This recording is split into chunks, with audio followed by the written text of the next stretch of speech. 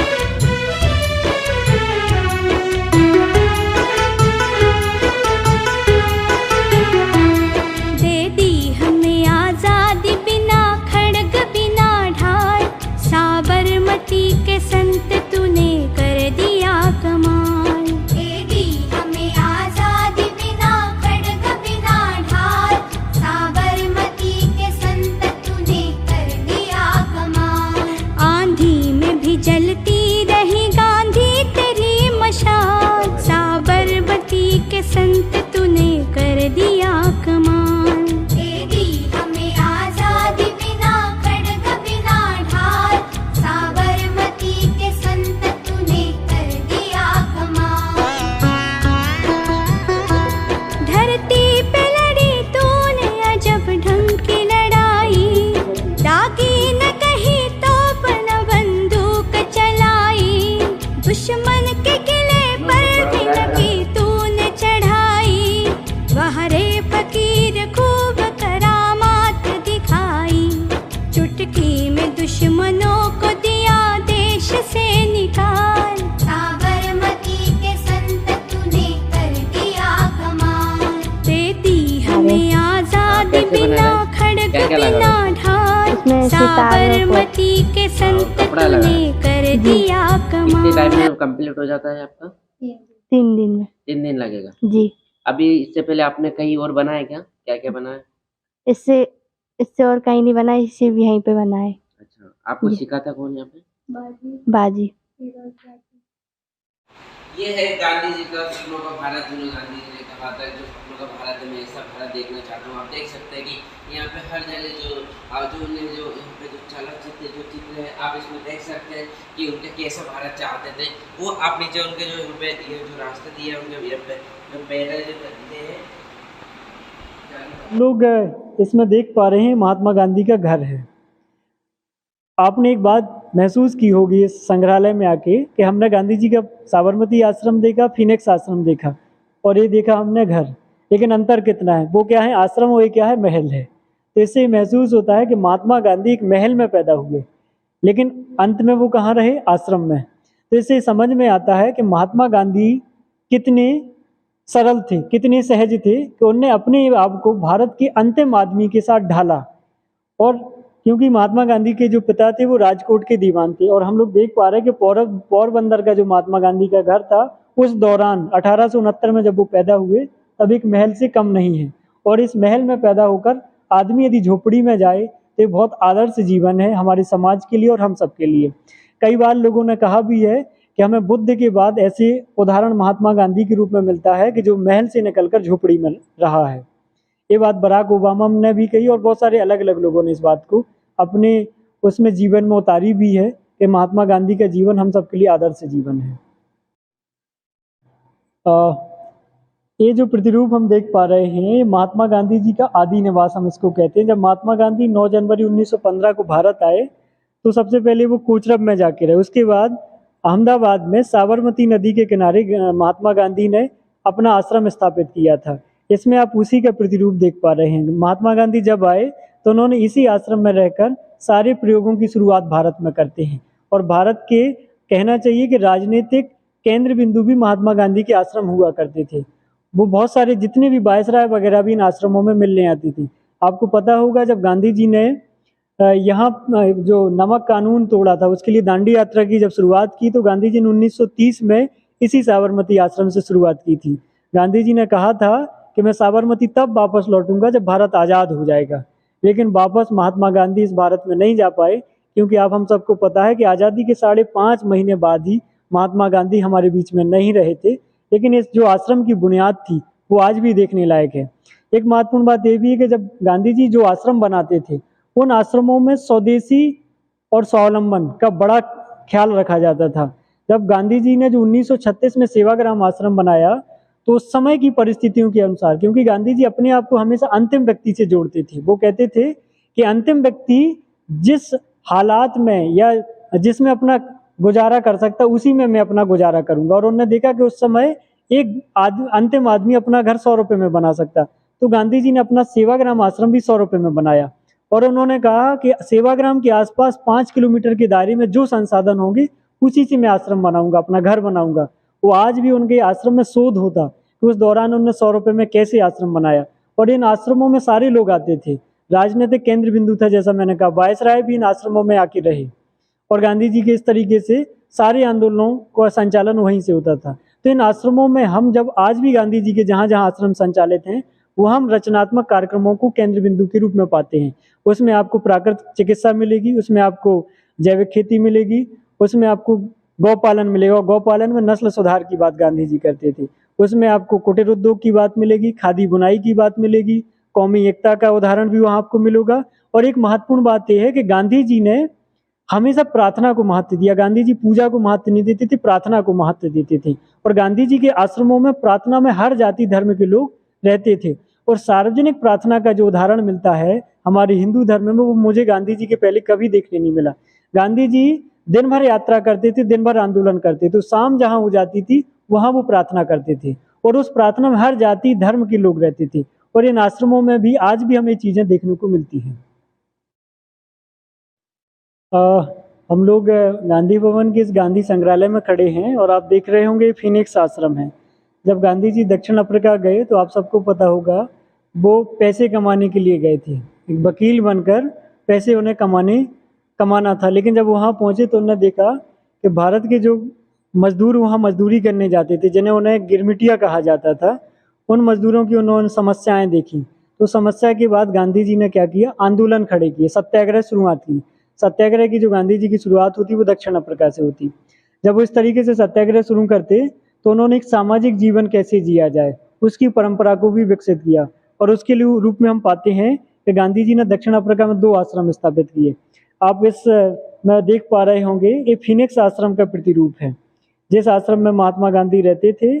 और स्वावलंबन की शुरुआत भी यहीं से हो जाती है कि आश्रम में रहने वाले जो लोग भी थे वो अपनी सारी चीज़ें, खेत से गेहूं उगाना हो, अपने लिए कपड़े बनाना हो, और यहाँ तक कि गांधी जी ने यहाँ से जब अखबार निकालना शुरू किया, इंडियन ओपिनियन, तो इसका जो फर्म थी वो भी आश्रम ही से शुरू की और यहीं से संचालित होती थी। तो ये फिनिक्स आश्रम है जहाँ पर महात्मा गांधी ने रहकर दक्षिण अफ्रीका में सत्याग्रह संचालित हम ऐसे जानेंगे कि गांधी भवन की कब स्थापना हुई थी, गांधी के कौन से विचार थे, किस प्रकार से आज का समय चल रहा है।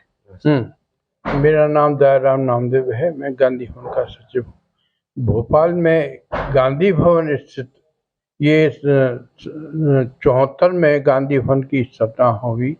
और जब गांधी जी की जन्म शताब्दी मनाई गई थी उस समय सारे मध्य प्रदेश से कलेक्शन हुआ था। उसके आधार पर फिर यहाँ भोपाल में गांधी भवन बनाने का तय हुआ। तब ये गांधी भवन बना। ये तय हुआ था कि इसमें गांधी भवन में गांधी के विचारों को प्रदेश में फैलाने के लिए, नौजवानों तक पहुंचाने के लिए और देश के लोगों को गांधी के विचारों के साथ जोड़ने के लिए इस भवन की स्थापना हुई। ऐसे कार्यक्रम यहाँ होते हैं कि जहाँ युवाओं के बीच में और लोगों के बीच में गांधी के विचारों को लोगों तक पहुँचाते हैं।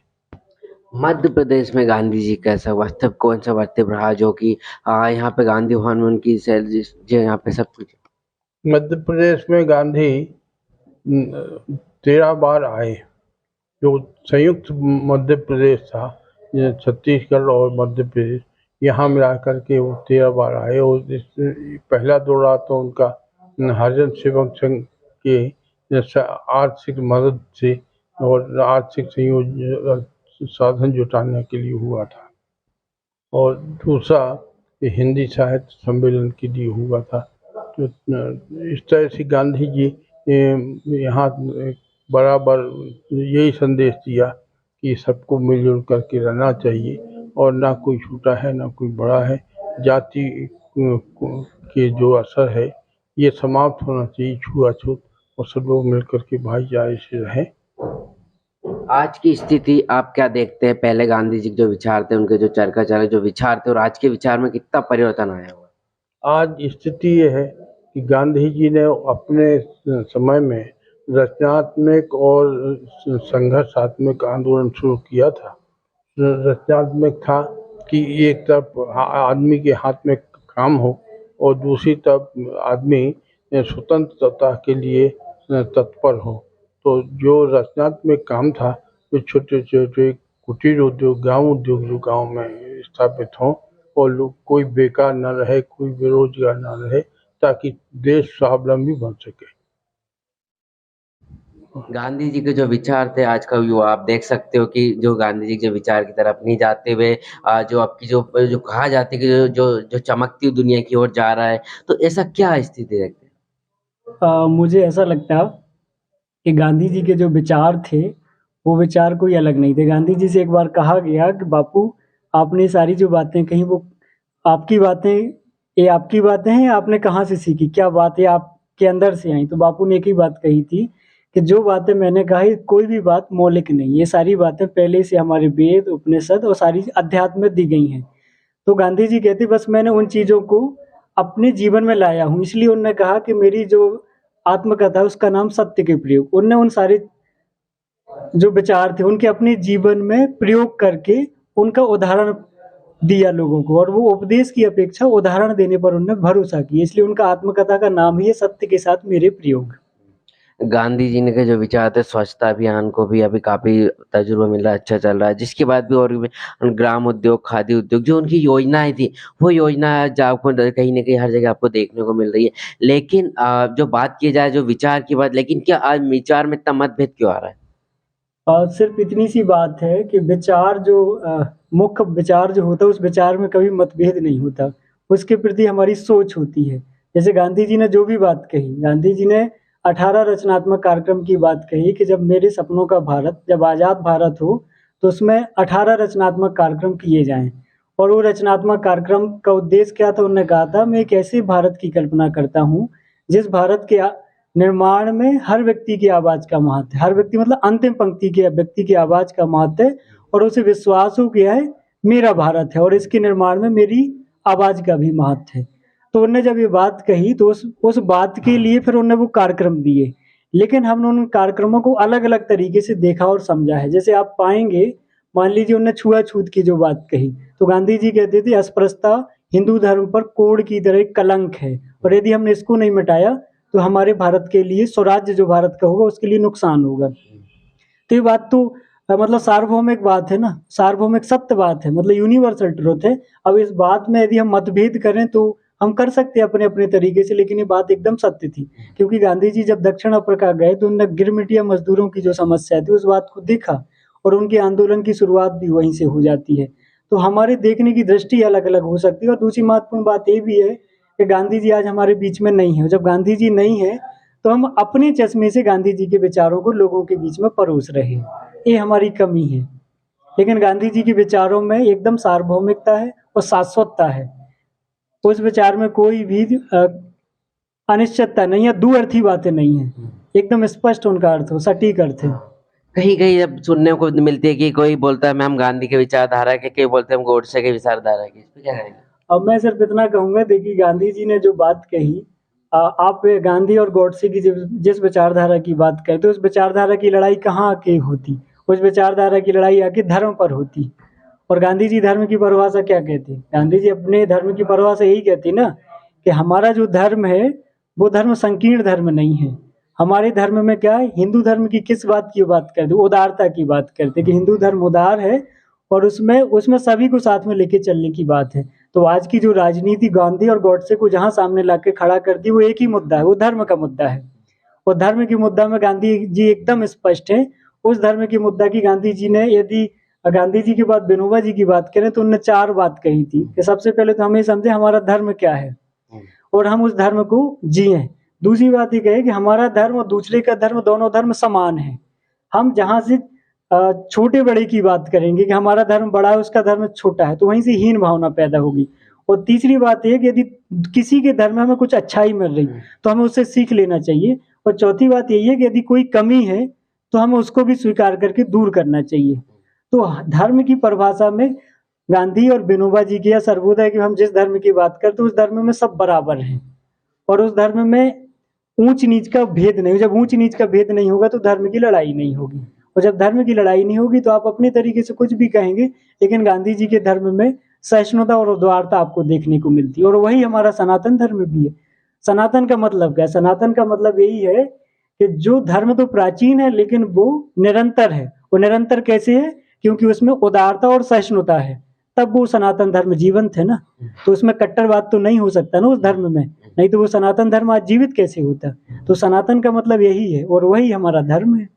हम मौजूद है गांधी भवन में और यहाँ पे हमने इनके विचार जाने, और आपको भी गांधी भवन भोपाल में स्थित है, जो कि यहाँ पे आप आएंगे तो आपको देखने को मिलेगा यहाँ पे गांधी जी के कुछ विचार लिखे हुए हैं, उनके चलचित्र, और जिसके बाद यहाँ पे पेंटिंग और उनकी मूर्ति, सभी प्रकार के यहाँ पे एक बार आप अवश्य आए।